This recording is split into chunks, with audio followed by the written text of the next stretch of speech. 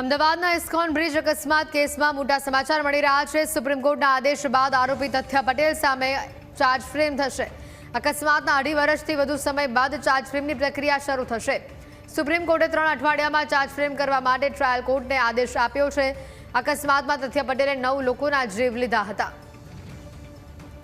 વધુ માહિતી મેળવીશું સંવાદદાતા જયેશ જોડાયા છે ફોન લાઈન પર। જયેશ, મોટા સમાચાર આવી રહ્યા છે ઇસ્કોન બ્રિજ અકસ્માતને લઈને ચાર્જ ફ્રેમ કરવાનો આદેશ આપવામાં આવ્યો છે। અપડેટ શું?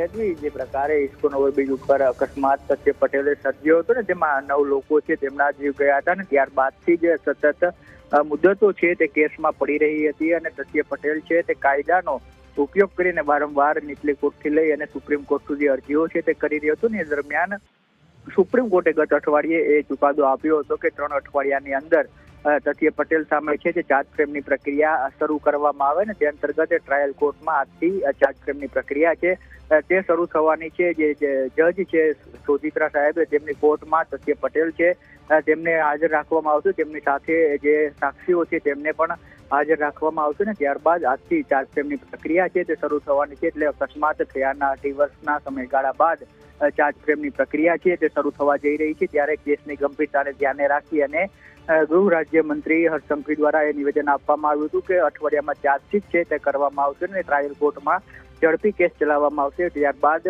પોલીસે છે તે 7 દિવસની અંદર ચાર્જશીટ કર્યું હતું, પરંતુ સત્ય પટેલ છે તે જે રેમેડીઝ છે, લીગલ રેમેડીઝ, તેનો ઉપયોગ કરીને વારંવાર કેસ બોર્ડ ઉપર ના આવે તે માટે પ્રયાસ કરતો હતો। પરંતુ હવે સુપ્રીમ કોર્ટના આદેશ બાદ આજથી ચાર્જ ફ્રેમની જે પ્રક્રિયા છે તે શરૂ થવા જઈ રહી છે। બિલકુલ જયેશ, આભાર વિગતો બદલ।